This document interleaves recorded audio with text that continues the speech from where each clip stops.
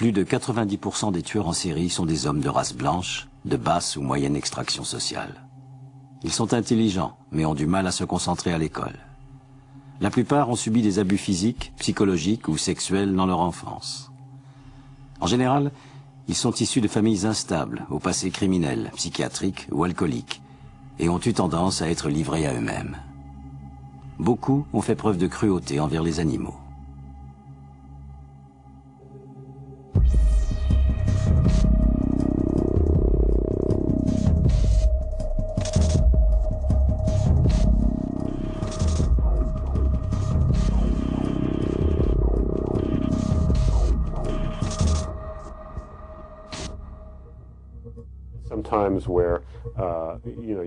Quand il n'y a pas eu violence physique extrême, ces enfants ont toujours été victimes d'abus émotionnels ou psychologiques.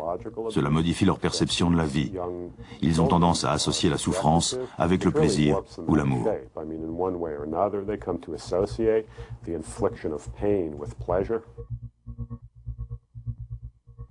J.W. Gacy, par exemple, avait un père alcoolique qui le battait souvent. Il l'insultait, détruisant sa confiance en soi. Plus tard, J.W. eut des problèmes avec sa propre masculinité. À l'âge adulte, il se mit à violer et à tuer. On retrouvera 29 cadavres enterrés dans sa cave. John était très apprécié par ses voisins, qui eurent bien du mal à croire qu'il fût capable de telles atrocités. La plupart des gens qui ont souffert dans leur enfance s'en sortent et deviennent des êtres humains respectables et équilibrés. Mais les tueurs en série réitèrent les mêmes erreurs toute leur vie. Ils n'arrivent pas à franchir le pas vers l'âge adulte, ni vers l'âge mûr. Et au moment où ils devraient atteindre l'épanouissement, au contraire, ils se disloquent émotionnellement. Ils se voudraient importants, originaux, ils ont soif de pouvoir, cherchent une sensation de maîtrise, toute chose qui leur échappe quand ils se comportent normalement. Alors ils tuent, torturent, sodomisent, démembrent des corps, et atteignent ainsi une forme d'autosatisfaction.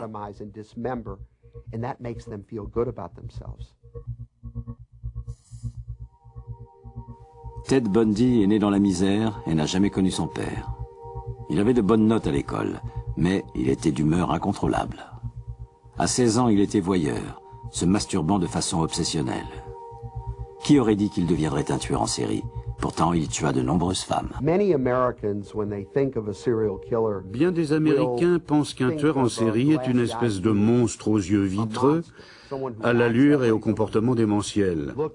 Pourtant, en général, le tueur en série est extraordinairement ordinaire. C'est un homme blanc, d'âge moyen, qui aime dominer, contrôler, qui ne tue ni pour l'argent ni par vengeance, mais parce que cela lui procure une sensation de bien-être. Il y prend plaisir, cela l'amuse. Il aime l'excitation, l'exaltation de ce moment où il recueille le dernier souffle de ses victimes. Il jouit de leur souffrance et s'efforce de rendre leurs derniers instants longs et douloureux. Il se sent supérieur, à la mesure même de l'impuissance de ses proies.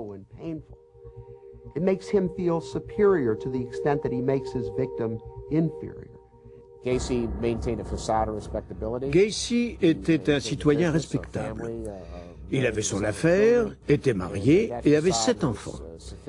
Cette façade suffit à le rendre indécelable pendant de longues années. Il adorait se déguiser en clown et pour plaisanter affirmait que les clowns pouvaient tout se permettre.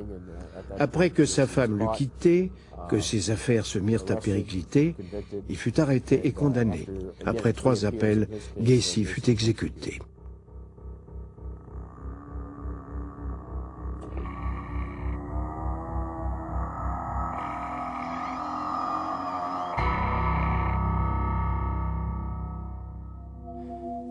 Les États-Unis représentent 5% de la population mondiale et produisent plus de tueurs en série que le reste du monde, 76% du nombre total.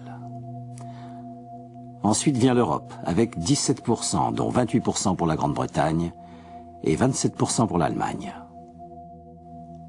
C'est la Californie qui connaît le plus grand nombre de meurtres en série aux États-Unis, suivi de près par New York, le Texas et l'Illinois. C'est le Maine qui est le moins touché. D'après les statistiques, 65% des victimes sont des femmes. Un tueur de femmes assoiffé de sang a la rage incontrôlable. En 42 ans, Bundy a tué environ 46 femmes. On ne sait pas exactement combien en fait. Un policier demanda un jour à Bundy comment un seul homme pouvait tuer 36 femmes. Bundy secoua la tête et dit « Ajoutez une décimale et vous ne serez pas loin du compte ».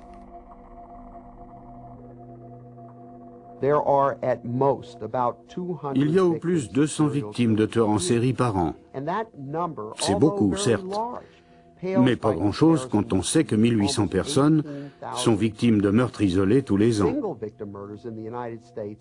Le vrai problème dans ce pays, ce ne sont pas les meurtres en série, mais la violence domestique, les homicides sur les lieux de travail. C'est un type qui sort une arme dans un bar et en tue un autre. Mais pour ce qui est des meurtres en série, on a affaire à un petit nombre de types qui font un maximum de dégâts. Ils peuvent tuer 5, 10, voire 20 personnes. Certains en ont tué des centaines. Cela suffit à terrifier la majorité des gens de ce pays.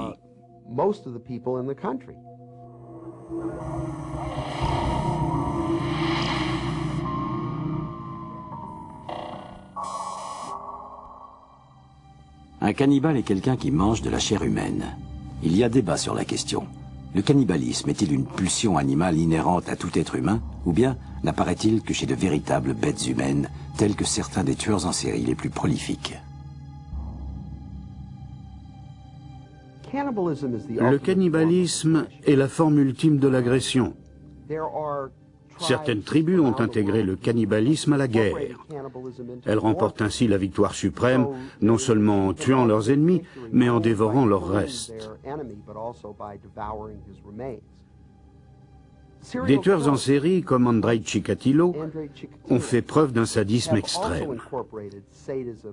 Ils ont cannibalisé leurs victimes en leur dévorant le cœur, les yeux ou les parties génitales, dans le but de leur infliger la plus grande souffrance possible. C'est cette pulsion sadique qui alimente l'ego fragile d'un tueur en série. Lui qui désire si désespérément éprouver un sentiment de pouvoir sur les autres. Le cannibalisme est le vecteur d'une telle quête.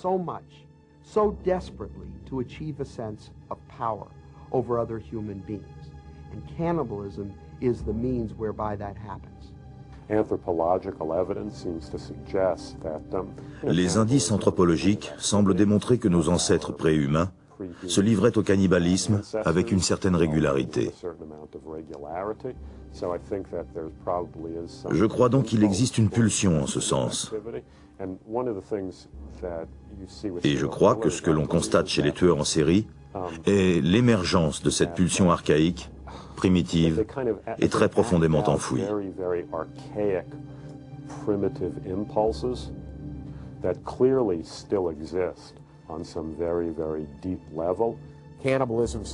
Le cannibalisme pratiqué par ces psychotiques s'explique ainsi. Ils consomment leurs victimes pour en faire une partie intégrante d'eux-mêmes, pour les garder toujours avec eux. Le cannibalisme est une sorte de dernier recours chez le tueur en série. En désespoir de cause, que ce soit par sadisme ou par une forme d'amour maladif, un tueur en série qui se livre au cannibalisme brise l'un des tabous les plus profonds de la société. Psychologiquement, cela veut dire qu'il a atteint le contraire de ce qu'il espérait. Il a peut-être connu un bref moment d'exaltation, mais en termes d'image de soi, d'ego, il se sent forcément plus mal qu'avant d'être passé à l'acte.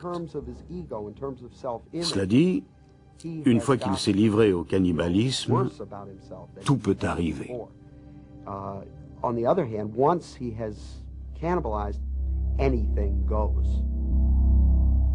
Il se peut que le cannibalisme remonte au temps de nos ancêtres les plus primitifs.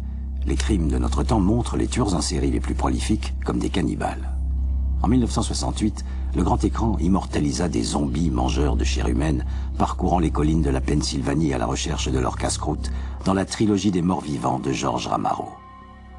Ces films n'étaient pourtant qu'un rappel de la folie qui régnait à l'époque dans la vie réelle. Les années 60 furent parmi les plus meurtrières. 6 ans plus tard, les tronçonneuses et le cannibalisme familial furent portés à l'écran par le film culte surréaliste Massacre à la tronçonneuse de Tobe Hooper.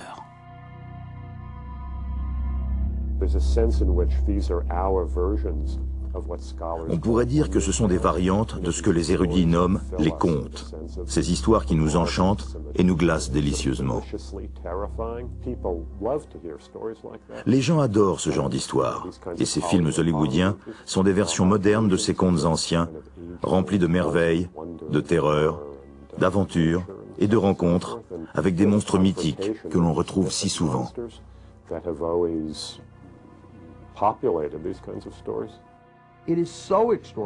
C'est si extraordinaire, si terrifiant, si hideux, que cela pourrait être de la fiction.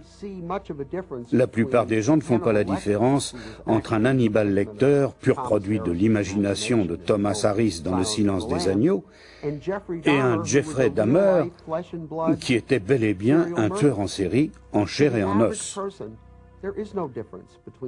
L'individu moyen ne distingue pas le réel de l'imaginaire.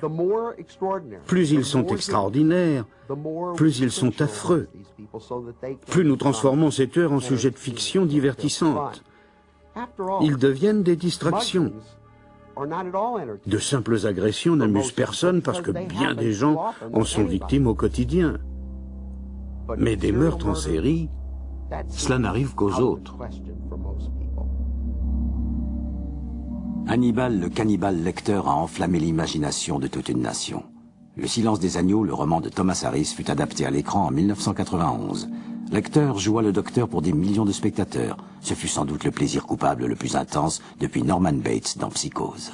Le personnage de Hannibal Lecter, tel qu'il est dépeint à l'écran, n'est pas vraiment un portrait fidèle d'un tueur en série. D'abord, je n'ai jamais entendu parler d'un psychiatre tueur en série. Certains médecins ont tué, et plus d'une fois, mais pas à la manière de Hannibal Lecter.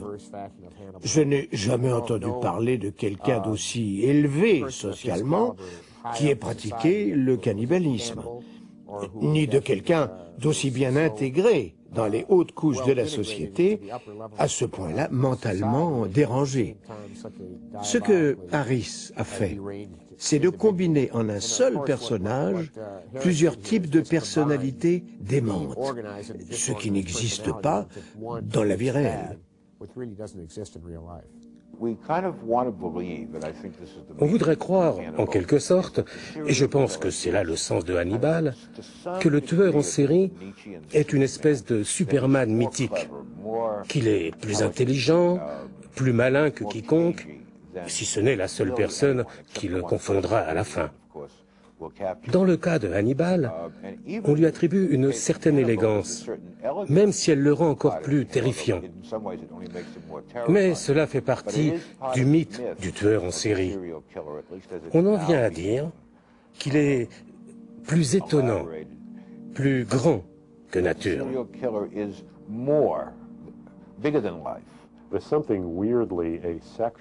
Il y a quelque chose de curieusement asexué chez Hannibal Lecter. Ses motivations pour tuer et dévorer ses semblables ne semblent pas sexuelles, et c'est un aspect très intéressant de son personnage. Il paraît au-dessus de cela. C'est autre chose qui le rend presque inhumain. Il est surnaturel.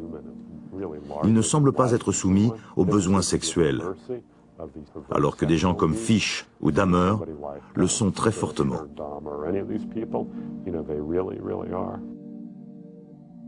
Bien avant Hannibal Lecter, cannibale de fiction, il y eut un homme que les journaux à sensation surnommèrent l'homme gris ou encore le loup-garou de Wisteria. C'était un vrai cannibale, un monstre vivant.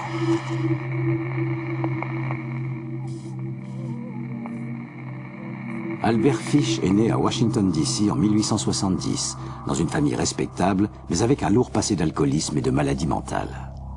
Quelques-uns de ses parents avaient péri dans des asiles. Son père est mort quand il avait 5 ans. Sa mère dut travailler et ne pouvait s'occuper de lui. Il fut placé dans un orphelinat. Il se souvient. « J'ai vu tellement de garçons fouettés que ça a pris racine dans ma tête. » Fish devint peintre et décorateur, fut marié pendant 20 ans et eut 6 enfants. Mais quand sa femme le quitta pour un autre, le laissant seul à élever ses enfants, il commença à se décomposer dangereusement. Sa folie, alimentée par un intérêt grandissant pour le cannibalisme et la religion, le poussa à consommer de la viande crue et à en servir à dîner à ses enfants. Plus tard, ils racontèrent que cela se produisait les soirs de pleine lune. Bien qu'on ait dit qu'il n'avait jamais abusé physiquement de ses enfants, on sait qu'il les encourageait, ainsi que leurs amis, à le fesser avec une pagaie parsemée de longs clous.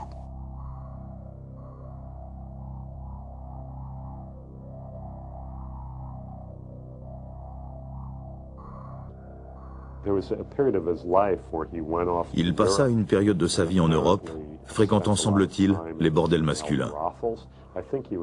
Je crois qu'il était lui-même prostitué et qu'il s'adonnait à toutes sortes de pratiques sadomasochistes homosexuelles.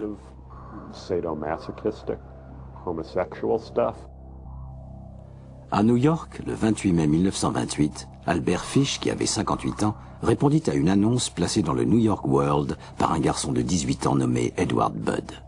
Le jeune homme cherchait du travail.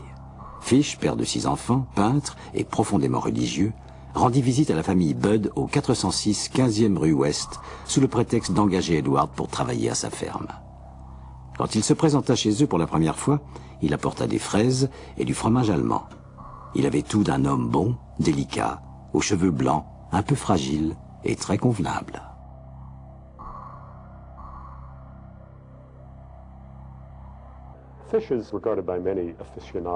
Fish est considéré par bien des criminologistes comme le plus effrayant, le plus dément des tueurs en série américains. Je crois que c'est parce qu'il avait l'air si doux quand on l'arrêta. Une espèce de grand-père complètement inoffensif, aux épaules voûtées, tout grisonnant. Et pourtant, c'était un invraisemblable assassin, fou et tortionnaire d'enfants. Pratiquement toute sa vie, il avait été un prédateur d'enfants.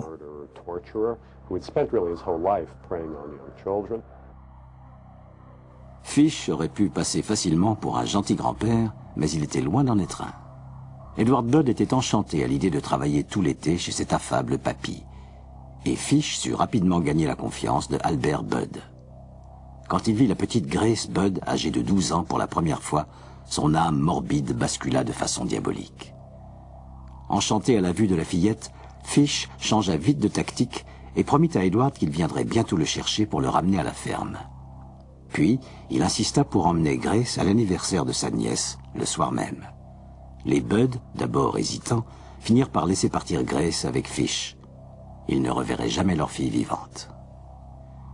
En 1930, l'enlèvement de Grace Budd n'était toujours pas élucidé. Avec le temps, Fish se découvrit une nouvelle obsession. Il écrivait des lettres obscènes à des veuves et il répondait à des annonces matrimoniales. Mais il n'était pas un prétendant classique. Sortir au restaurant ou au cinéma ne l'intéressait pas. Il demandait aux femmes de le frapper ou de fouetter de jeunes garçons avec lui. À plusieurs reprises au cours de sa vie, il subit des examens psychiatriques. Les médecins diagnostiqueront plus tard une personnalité anormalement psychopathique, mais il ne fut pas considéré comme fou. Il allait se passer encore 4 ans avant qu'on ne retrouve Grace Budd. L'affaire fut résolue à cause d'une dernière lettre abominable écrite par Fish. Mais Elle n'était pas destinée à une quelconque veuve solitaire. Elle fut envoyée à Albert et Delia Budd, qui souffraient d'une solitude bien plus éprouvante. La voici. Chère Madame Budd, je suis venu chez vous au 406 16e rue Ouest. Je vous ai apporté du fromage et des fraises. Nous avons déjeuné. Grace s'est assise sur mes genoux et m'a embrassé. J'ai décidé de la manger et j'ai prétendu vouloir l'emmener à un anniversaire. Vous avez dit oui. Je l'ai emmenée dans une maison vide de Westchester que j'avais déjà choisie. Quand nous sommes arrivés, je lui ai dit de rester dehors. Elle cueillit des fleurs sauvages et je suis monté à l'étage. J'ai enlevé tous mes vêtements. Je savais que si je ne le faisais pas, je les tacherais de sang. Quand tout fut prêt, je suis allé à la fenêtre et je l'ai appelée. Puis, je me suis caché dans le placard jusqu'à ce qu'elle entre dans la chambre. Quand elle m'a vu nue, elle s'est mise à pleurer et a essayé de redescendre. Je l'ai attrapée et elle a dit qu'elle le dirait à sa maman. D'abord, je lui ai enlevé ses vêtements. Elle mordait, donnait des coups de pied, griffait. Je l'ai étranglée et puis je l'ai coupée en petits morceaux pour pouvoir emmener ma viande dans ma chambre et la cuire et la manger. Comme son petit cul était tendre et délicieux, bien rôti au four, il m'a fallu 9 jours pour manger tout son corps. Je ne l'ai pas baisée, j'aurais pu si j'avais voulu. Elle est morte, vierge.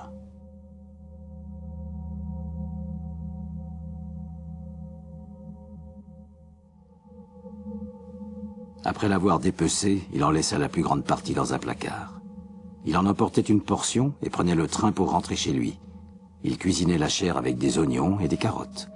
En la mangeant, il éprouvait du plaisir sexuel. Sa lettre infernale n'était pas signée, mais la police réussit à identifier le type de papier et d'enveloppe. À l'époque, il vivait dans un meublé. Ils le traquèrent et l'arrêtèrent. Dans ses affaires, la police trouva de vieux articles de journaux sur Fritz Haarmann, le vampire allemand qui tuait de jeunes hommes avant de vendre leur chair au marché. Un policier horrifié questionna Fish sur la cannibalisation de Grace Budd. « Ça m'est passé par la tête », répondit Fish.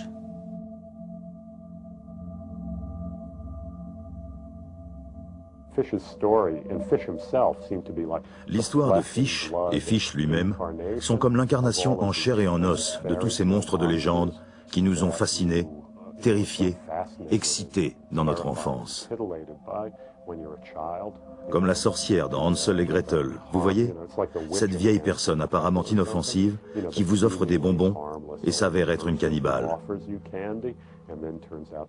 Alors il y a quelque chose de proprement fascinant quand vous voyez un de ces monstres mythiques sortir du livre des frères Grimm, en quelque sorte, et venir s'installer dans le monde réel.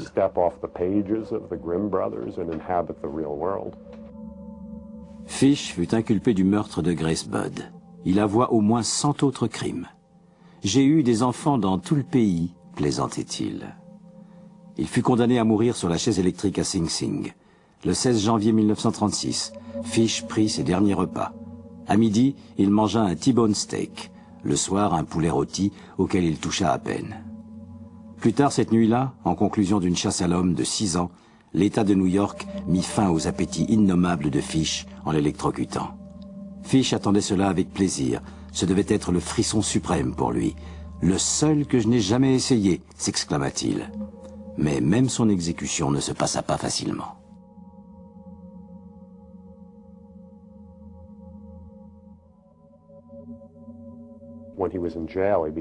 Quand il était en prison, il commença à se plaindre du fait qu'il avait des difficultés à s'asseoir, etc., etc. Quand les médecins de la prison vinrent lui en parler, il leur raconta qu'un de ses plaisirs était de s'enfoncer des aiguilles entre les jambes, dans le périnée, et de les y laisser. Et bien entendu, personne ne le crut. Ils l'ont passé au rayon X, et ils ont trouvé, quand les radios ont été développées, ils ont trouvé 27 aiguilles de diverses dimensions enfoncées dans la région pelvienne. Ce n'était qu'une des formes d'un comportement incroyablement masochiste qu'aimait Fish. Vous savez, c'était un masochiste et un sadique. Un exemple classique de quelqu'un pour qui la souffrance et le plaisir sont absolument inséparables.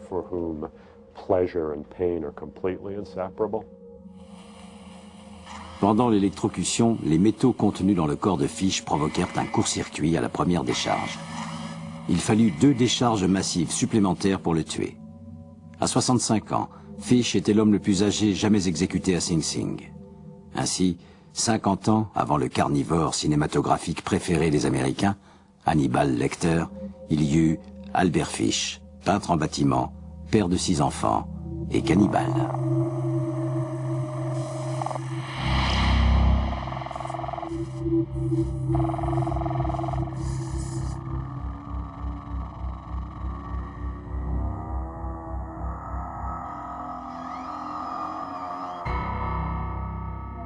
Dans les années 70, les autorités soviétiques repoussaient toute allusion à des tueurs en série. Impensable en régime communiste, bien sûr. Pourtant, rôdait chez eux un homme qui allait se révéler comme le plus prolifique des tueurs en série de l'histoire. Andrei Remosnich Chikatilo naquit en Ukraine après la guerre en pleine famine. Quand il eut 5 ans, sa mère raconta qu'avant sa naissance, son frère aîné s'était un peu trop éloigné de la maison et avait été dévoré par des villageois affamés. Chikatilo connut une vie difficile d'après nos critères, mais tout à fait banale selon des critères soviétiques. Il fut témoin de choses terribles parce qu'il vécut en Ukraine sous occupation nazie. Il vécut dans un pays dirigé par Joseph Staline où des dizaines de millions de gens étaient exécutés ou envoyés au goulag, mouraient au goulag. Les gens mouraient par millions. Les Russes perdirent 27 millions d'hommes pendant la Deuxième Guerre mondiale. C'était un lieu de mort, un lieu de guerre, un lieu de terreur. Mais c'était le lot commun à tous.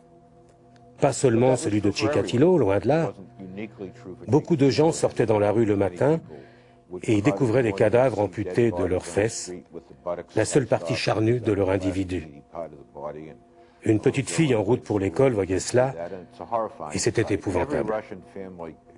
Si on prend le temps de parler à n'importe quelle famille russe, on découvre des souvenirs de cannibalisme. Un voisin arrêté parce qu'on a trouvé des doigts dans sa soupe, ou le type d'en face qui vendait des boulettes de viande faites de chair humaine. Pendant le siège de Leningrad, qui dura 900 jours, le plus horrible, dit-on, était de croiser dans la rue un homme gras et bien nourri, car on pouvait être sûr qu'un homme comme ça se nourrissait de chair humaine. Le père de Chikatilo était un soldat soviétique capturé pendant la guerre par les nazis et emprisonné dans un camp. Chikatilo s'intéressa très jeune au communisme et fut membre du parti pendant 25 ans. Pendant son adolescence, il n'eut pas beaucoup de chance avec les filles, souvent rejeté, souffrant d'une humiliante impuissance. Il devint un onaniste obsessionnel. Il se rendit en Russie à la recherche de travail et passa un diplôme supérieur de littérature russe. Il se maria et engendra 2 enfants malgré son impuissance. Il perdit toute attirance sexuelle envers sa femme, fut accusé quelques années plus tard de mauvaise conduite sexuelle et licencié de son poste de conseiller. Cet incident précurseur semblerait indiquer l'intérêt qu'il manifestait envers les jeunes garçons et filles, sans parler d'éviscération et de mutilation. 1 an plus tard, il commença à satisfaire son irrépressible soif de sang.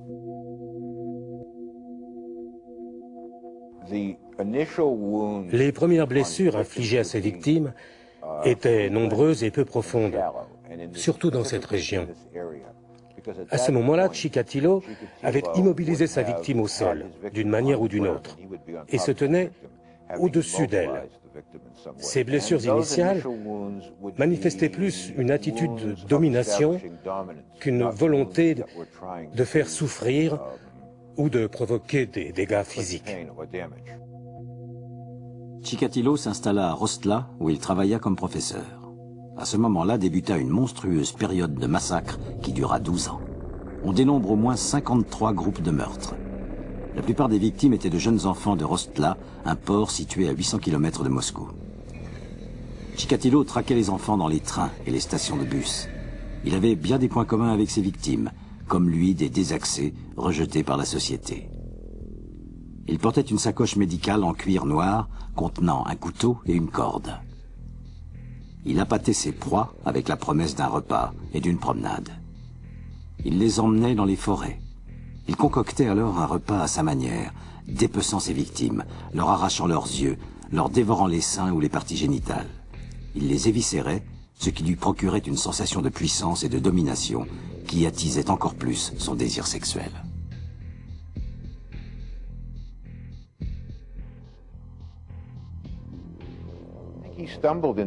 Il est devenu meurtrier par hasard, je crois.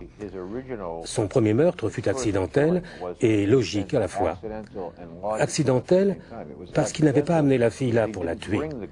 Il était en un sens tellement inconscient de la force de son désir qu'il ne se rendait pas compte qu'il serait obligé de la tuer. Mais quand il en eut fini avec elle, qu'il s'était calmé, que son désir avait été satisfait, son esprit plus clair, il comprit qu'il ne pouvait pas la laisser partir. Subitement, il réfléchissait à nouveau. Et comme cela se passe souvent dans les homicides, tu dois la tuer. C'était ça, ou en subir les conséquences. Ce fut le moment clé de son existence, et il choisit de tuer.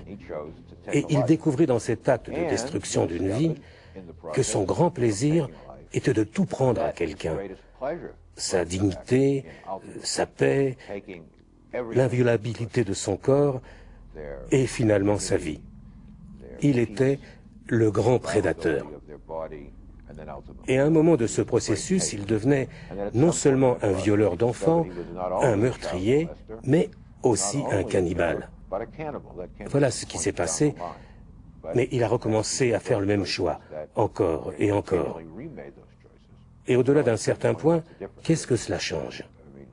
Difficile de se repentir après 44 meurtres, je veux dire. À la fin, il a dit quelque chose de plus horrible que tout le reste. À la fin, cela devenait un peu routinier, vous savez.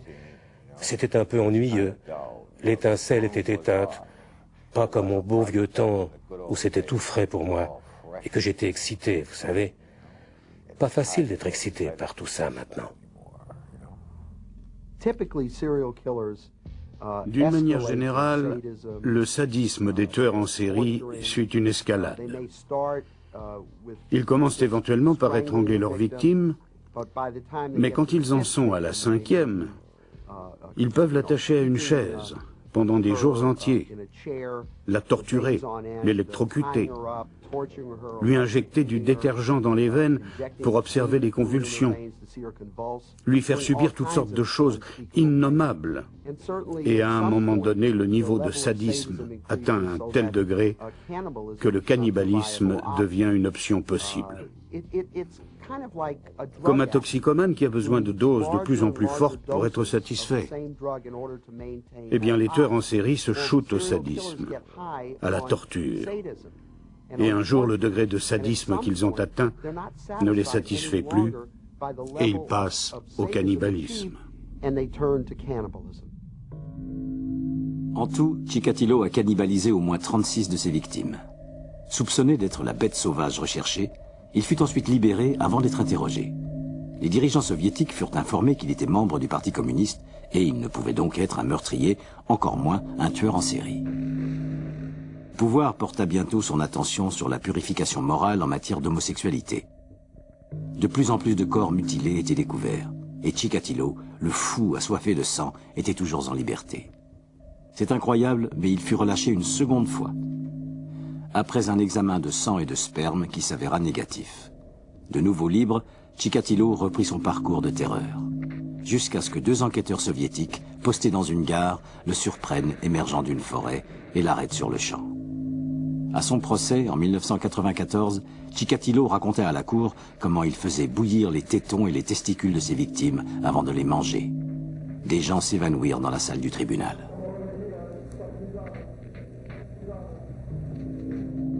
Il y a une chose curieuse concernant Chikatilo. Bien qu'il admette son cannibalisme, il n'a jamais voulu reconnaître qu'il mangeait l'utérus des femmes. Il avoua qu'il enlevait les utérus d'une manière si habile d'ailleurs que la police crut longtemps qu'un chirurgien était le meurtrier et que des enquêtes furent conduites sur des milliers d'entre eux. Donc, il reconnaissait qu'il retirait l'utérus des femmes, c'est un petit organe en forme de poire, et qu'il le mordillait parce qu'il en aimait la texture spongieuse. Mais le manger, non, jamais je ne ferai ça. Jamais il ne l'a admis. Et pourtant, il était évident qu'il les mangeait. Tous les indices le prouvent. on n'a jamais retrouvé d'utérus près des restes encore bien conservés de ces victimes. L'inspecteur Kostoyov n'a jamais su si Chikatilo éprouvait un quelconque sentiment de honte. Ou alors, s'il se disait « D'accord, je vais avouer presque tout, mais pas tout. Je vais conserver un peu de pouvoir. Pour ça, ils ne pourront rien me faire. Je suis déjà une âme perdue. Mais là, je vais leur donner un peu de fil à retordre. Je vais résister. Je n'irai pas comme un mouton à l'abattoir. »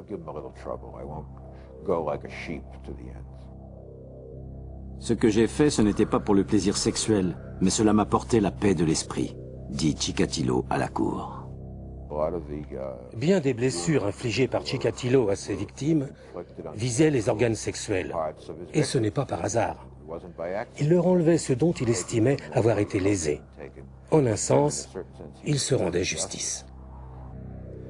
On connaît mal les effets que provoque l'absorption de chair humaine. Certaines études ont montré que des tribus cannibales souffrent du cora, une maladie du cerveau, que l'on a aussi appelée la maladie du rire, à cause des crises de rire hystériques qu'elle provoque, le malade souffrant de spasmes incontrôlables. Cela provoque des choses étranges physiologiquement. C'est ce que m'a dit l'inspecteur Kostoyov. Et c'est dans mon livre « La chasse au diable ». Des odeurs horribles émanaient du corps de Chikatilo. Elles disparurent petit à petit, et puis un médecin écossais m'a écrit pour m'expliquer que nous ne sommes pas vraiment programmés pour la digestion de chair humaine, et que cela produit, enfin bref, cela produit une puanteur chimique terrible qui émane des pores et de la peau de la personne en question.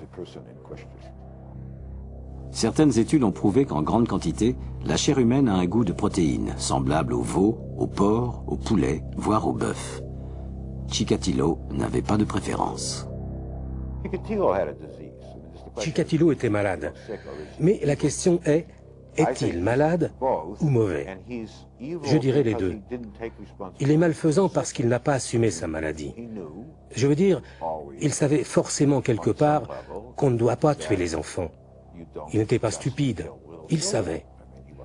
Et il faisait très attention à ne pas se faire prendre. Et il y réussissait très bien. Non seulement Chikatilo n'a exprimé aucun remords pour avoir tué ses victimes, mais il n'a montré aucune émotion à propos d'un innocent condamné et exécuté pour un de ses crimes des années auparavant. La pulsion qui poussait Chikatilo était sans nul doute très puissante, renversant sur son passage tous les tabous sociaux. C'était une pulsion énorme. Et pourtant, quand il a senti que les flics étaient sur sa piste, il a eu la volonté de résister à la pulsion, d'y résister pendant 3 longues années. Après avoir été condamné pour 53 meurtres, Chikatilo fut exécuté. On le sortit de sa cellule et, selon la tradition, on le fit agenouiller.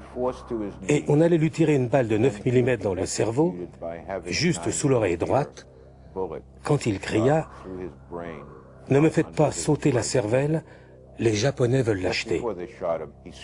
Ce furent ses dernières paroles. Et c'est vrai que les Japonais voulaient acheter son cerveau. En tout cas, il y avait eu des rumeurs dans ce sens, selon lesquelles quelqu'un au Japon voulait acheter son cerveau. Voilà. Ses derniers mots furent « Ne me faites pas sauter la cervelle, les Japonais veulent l'acheter ».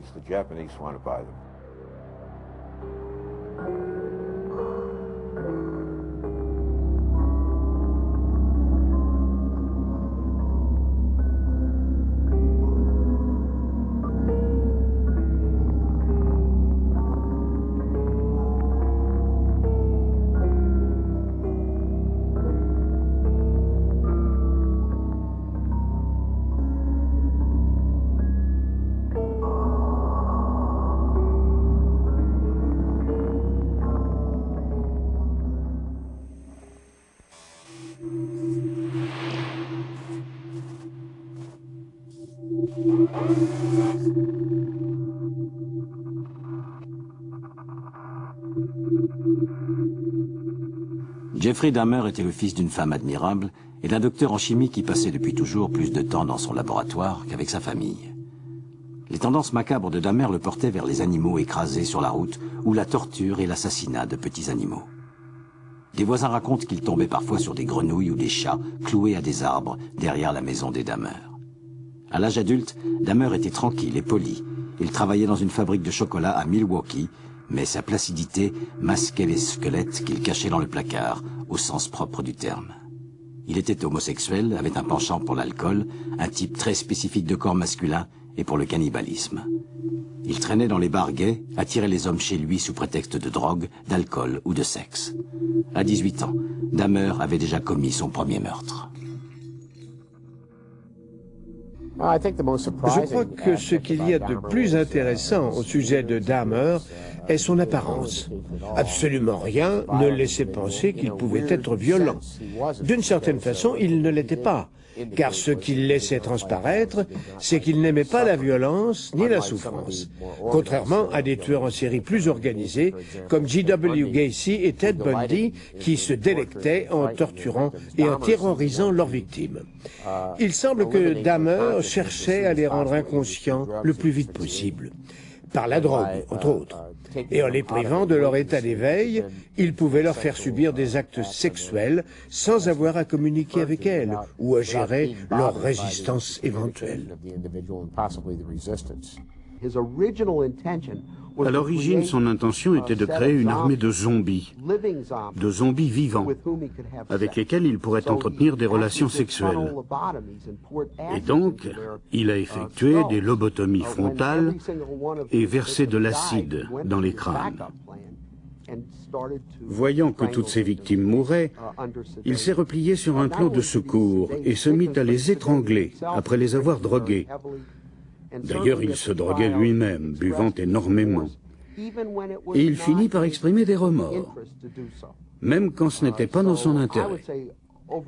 Alors, en gros, je dirais que Jeffrey Dahmer est une sacrée énigme. Très curieux.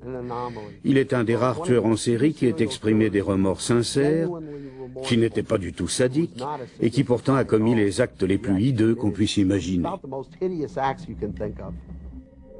Dans un des cas, Dahmer avait attiré le jeune homme dans son appartement. C'était un jeune asiatique. J'ignore si Dahmer savait à quel point il était jeune. Si je me souviens bien, il avait environ 15 ans. Dahmer avait cette étrange envie de lui montrer qu'il allait en faire son esclave sexuel, et il a réellement essayé de lui percer le crâne. Ce faisant, il lui a fait perdre connaissance. Dahmer est sorti pour acheter de l'alcool. Le jeune, semble-t-il, a repris ses esprits et sorti nu dans la rue, où plusieurs personnes l'ont croisé qui ont appelé la police. Une voiture de police est arrivée, ainsi qu'un camion de pompiers, et tandis qu'ils s'attroupaient autour de ce jeune homme nu, Dahmer est revenu. Il a réussi à convaincre les policiers qu'il s'agissait de son amant, et ils l'ont escorté jusque chez lui avec le jeune homme. Dahmer leur a dit qu'il n'arrivait pas à trouver son permis de conduire, mais affirma qu'il était un de ses amants et qu'il avait dépassé les 18 ans. Les policiers l'ont cru, ont quitté l'appartement, et bien entendu, Dahmer termina ce qu'il avait commencé. Il tua le jeune homme.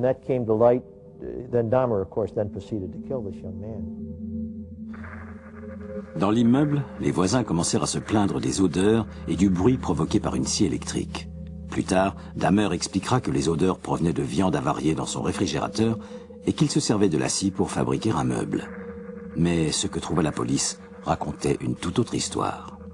Parmi les horreurs découvertes chez lui, 3 corps dissous, 5 bidons d'acide, 4 têtes, des squelettes dans un placard, un pénis pris dans une pince de homard, un torse masculin à moitié rongé par l'acide. Son réfrigérateur ne contenait que des condiments, mais dans le congélateur il y avait des poumons, des foies, des intestins, des reins, des crânes et un cœur qu'il gardait pour plus tard.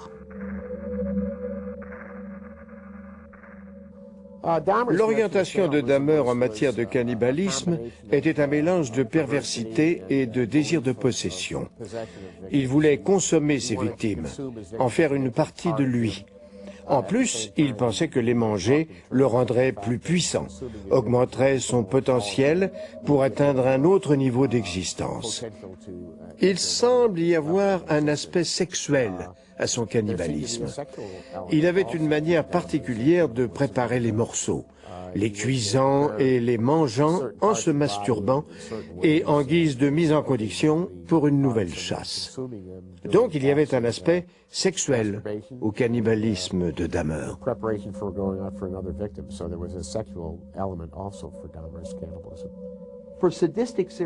Pour des tueurs en série sadiques, le meurtre est secondaire par rapport aux actes de torture.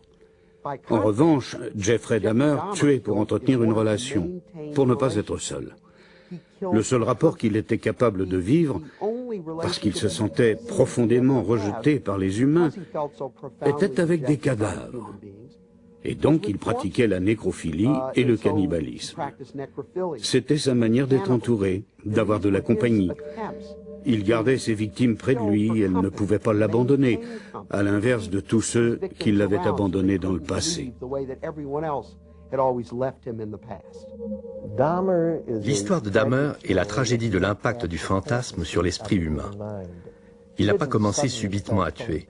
Il a démarré par un fantasme. Battre un homme, lui faire perdre connaissance et avoir des relations sexuelles avec lui. Cela l'obsédait. Il y pensa longtemps. Le fantasme grandit, fleurit, et il finit un jour par passer à l'acte. Jeffrey Dahmer l'a approché et lui a demandé s'il voulait se faire un peu d'argent. Mon frère est allé avec lui à son appartement. Il lui a offert quelque chose, une bière. Il a été au frigo, a ouvert la bière, a mis un somnifère dedans et il l'a donné à mon frère. Mon frère a bu la bière et il s'est évanoui. Pendant que mon frère était inconscient, il a essayé de faire une sorte d'expérience sur lui. Il a percé un trou dans sa tempe et y a versé une espèce d'acide pour en faire un zombie. Ça n'a pas marché. Il a dit que mon frère est revenu à lui et a dit « j'ai mal à la tête ». Alors il lui a encore donné du somnifère.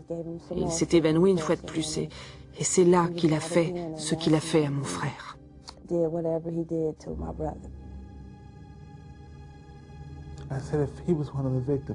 J'ai dit, si c'est une des victimes, où il est son corps? Comment ils l'ont identifié? Ils ont dit, on lui a montré des centaines de photos et il a désigné ceux qui l'avaient tué. Et votre frère était l'un d'eux. Alors j'ai dit, où il est son corps? Et j'oublierai jamais l'air qu'il avait. Et il a dit, tous les morts ont été horribles, vous savez. Mais il a dit, tout ce que je peux vous dire, c'est que la mort de votre frère est une des pires de toutes. Et j'ai dit, je sais ce que j'entends depuis 12 jours. Qu'est-ce qui pourrait être plus horrible que ce que j'ai déjà entendu? Contrairement à Fish ou Chikatilo, Dahmer a exprimé des remords et de la tristesse pour ces monstruosités. Le jury, cependant, ne s'est pas montré indulgent, a rejeté les arguments de son avocat, qui plaidait la folie, et l'a condamné pour 17 meurtres, plus de 900 ans de prison. Avant le procès, on demanda aux familles d'identifier leurs chers disparus.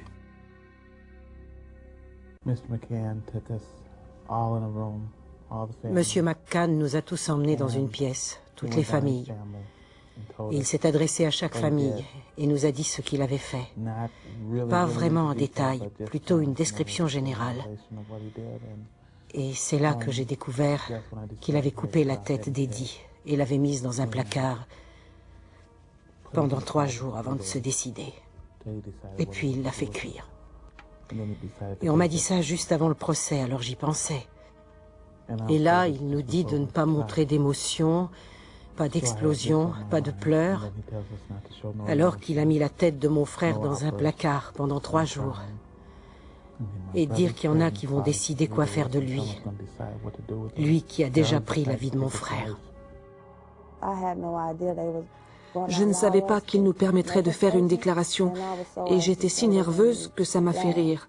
Je ne savais pas que j'allais réagir comme ça, parce que si j'avais su, je n'aurais pas dit un mot. Je me serais levée et je me serais jetée sur lui. Mais ça n'aurait servi à rien. Il nous avait déjà dit, pas d'explosion, que si on sortait de nos gonds, il faudrait un nouveau procès. Et je n'avais pas envie de revivre ça.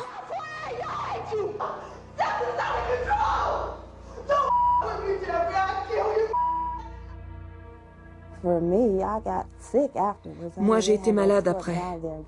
Ils m'ont fait sortir et m'ont donné des médicaments.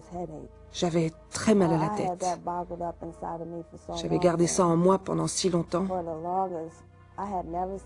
Je n'avais jamais vu cet homme pour de vrai, et j'ai eu comme des frissons quand je l'ai vu. Et lui, qui était assis là comme un zombie, après ce qu'il avait fait, ça m'a fait quelque chose. Dahmer avoua tous ses meurtres dans un document de 159 pages. Dans sa déclaration finale, il demanda pardon aux familles. C'est la confession la plus longue que j'ai jamais vue. 159 pages. Je sais qu'elle est exhaustive parce que tout ce que Dahmer a avoué aux autorités est vrai. Tout a été vérifié. Je trouvais que c'était bien que Jeffrey Dahmer fasse la déclaration que tout le monde attendait. Je trouve le contenu approprié. C'était ses pensées, c'était une déclaration du fond du cœur, faite par Jeffrey Dahmer. Je regrette tellement ce que j'ai fait à ces pauvres familles, et je comprends leur haine justifiée. J'aurais dû rester auprès de Dieu, j'ai essayé, j'ai échoué, j'ai créé un holocauste. Par une sinistre ironie du sort, en 1994, Dahmer perdit la vie en faisant le ménage. Il nettoyait le sol avec un codétenu, l'assassin Christopher Scarver, quand il fut matraqué à mort. Les autorités retrouvèrent le monstre de Milwaukee, mort sur le carrelage. Jeffrey Dahmer, dans ce pénitencier du Wisconsin, reçut plus de courriers que tous les autres détenus réunis. Et vous savez, beaucoup d'autres détenus auraient aimé parler au public, auraient eu besoin de sympathie. Ils se sentent parfois innocents, ont besoin d'assistance, de conseils. Mais impossible pour eux. La célébrité de l'année se trouvait parmi eux. Alors il se développe beaucoup de haine en prison envers quelqu'un comme Jeffrey Dahmer, qui est si médiatisé, comme une espèce de superstar. Après la mort de Dahmer, sa mère demanda que son cerveau soit conservé dans le formol afin d'être étudié. Mais son père voulut respecter sa volonté d'être incinéré. Il s'ensuivit une bataille juridique et le juge trancha en faveur de M. Dahmer. Si j'avais eu accès à Jeff Dahmer quand il était, disons, adolescent, si j'avais observé les choses qu'il faisait, ramassant des cadavres d'animaux écrasés sur la route, les emmenant au garage, les disséquant, prélevant leurs os, les nettoyant à l'acide, ses prédilections pour les animaux morts, je me serais certainement douté que quelque chose n'allait pas. Et bien sûr, en observant d'autres éléments dans sa vie, j'aurais vu dans quelle direction il avançait. Une piste qui le menait droit à la violence, plus tard. Le vrai mystère, c'est comment il était 5 minutes avant de tuer. Je suis persuadé que si on avait pu le filmer, on aurait vu quelqu'un de très similaire au type dans Le silence des agneaux qui faisait des bruits, qui sautillait partout, comme une espèce de fée malfaisante. Je pense que Dahmer avait ce genre de comportement, mais il n'en a jamais parlé. Il n'a jamais rien déclaré qui puisse soutenir la thèse de la folie. Dahmer n'a jamais menti, jamais prétendu entendre des voix ou être sujet à des hallucinations. Il était aussi honnête que je l'ai décrit en parlant des crimes qu'il avait commis. Mais il n'a jamais été capable de me dire comment il était 5 ou 10 minutes avant les meurtres. Je crois qu'il était psychotique. Et le dernier type qui se trouvait avec lui, et qui lui a échappé, celui qui a prévenu la police, m'a confié que quand il était avec Dahmer, au moment où il s'est senti menacé, où il a craint pour sa vie, Dahmer a commencé à faire des bruits étranges et à se comporter très bizarrement. Alors moi je crois que le vrai mystère est là. Comment était-il dans ces moments-là? On ne le saura jamais. Dahmer ne nous l'a jamais dit. Il n'y a pas eu de témoin pour s'en souvenir. C'est ça le vrai mystère. Il n'y en a pas d'autre. À propos de ses comportements, le cannibalisme, le vampirisme, la nécrophilie et la mutilation des corps, des choses de cette nature, parfois il m'apparaît qu'il doit y avoir un élément dont la science n'a pas encore tenu compte. C'est le concept du mal. Certains de ces comportements sortent tout droit de l'enfer. C'est tout à fait normal d'avoir des pensées agressives que l'on ne transforme pas en conduite agressive, méchante, dangereuse ou meurtrière. Mais les tueurs en série tendent à démarrer dans la vie avec de nombreux fantasmes, un mélange de sexe et de violence. Et parce qu'ils ne peuvent pas partager ces fantasmes avec d'autres, ils se retrouvent seuls à ruminer leurs fantasmes pendant longtemps, lesquels fantasmes augmentent en complexité et en fréquence. Quand ils commencent à tuer, ils sont en fait à la poursuite de leurs rêves. Ils tentent de parfaire ce qu'ils ont fantasmé pendant toute leur vie. Et puisque c'est impossible, puisque cette perfection est hors d'atteinte, ils continuent à tuer, espérant faire mieux la prochaine fois, réussir le meurtre parfait. Comment ces trois hommes, en apparence inoffensifs, un peintre, un professeur, un ouvrier, ont pu commettre les actes les plus horribles, les plus innommables de l'histoire du crime, est une question qui ne trouvera peut-être jamais de réponse. Après tout, la réalité dépasse toujours la fiction. Je crois que ce qui nous fascine le plus dans le cannibalisme, quand il est pratiqué par des gens comme Albert Fish, ou dans la fiction, par Hannibal Lecter, ce n'est pas tant à quel point c'est mal, parce que là, on peut argumenter. C'est clairement mal de manger un morceau de chair de la personne que vous venez de torturer et de tuer. Alors, qu'est-ce qui est pire? Vous voyez ce que je veux dire? La victime est déjà morte, alors manger son foie n'est pas nécessairement pire que de l'avoir tué.